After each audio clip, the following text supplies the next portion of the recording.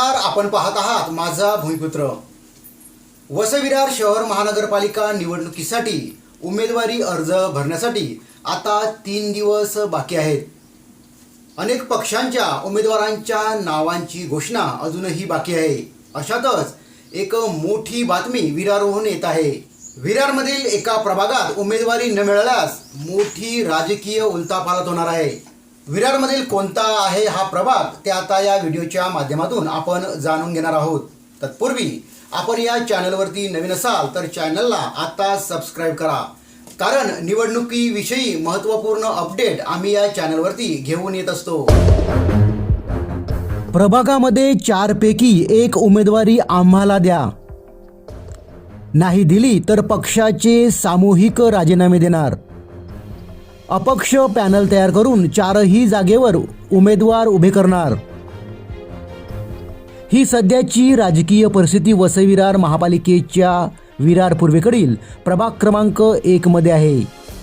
प्रभाग क्रमांक 1 मध्ये 1 अनुसूचित जमाती पुरुष, 2 नागरिकांचा मागास वर्ग महिला, 3 सर्वसाधारण महिला व 4 सर्वसाधारण पुरुष अशा प्रकारचं आरक्षण आहे।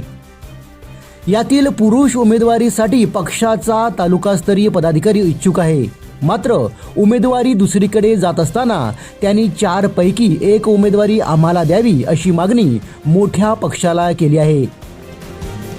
प्रभाग क्रमांक 1 मध्ये सदर पक्षाची कार्यालये व अनेक पदाधिकारी असताना जर मात्र उमेदवारी मिळाली नाही तर पक्षाच्या नेत्यांकडे सामूहिक राजीनामे देणार असून अपक्ष पॅनल तयार करून 4ही जागांवर उमेदवार उभे करू असा इशारा त्यांनी दिला आहे।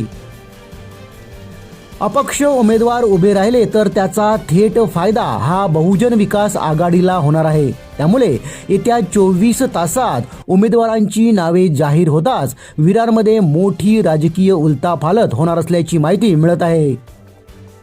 सर्व पक्षांच्या उमेदवारांच्या नावांची घोषणा होताच नाराजी नाट्य आणि त्यातून नवीन राजकीय समीकरणं तयार होणार आहेत। त्यामुळे येत्या 24 तासात उमेदवारांची नावे घोषित होताच खऱ्या नाराजी व बंडखोरी नाट्याला सुरुवात होणार असून वसई-विरारमध्ये अनेक राजकीय भूकंप होणार असल्याचे चित्र दिसून येत आहे।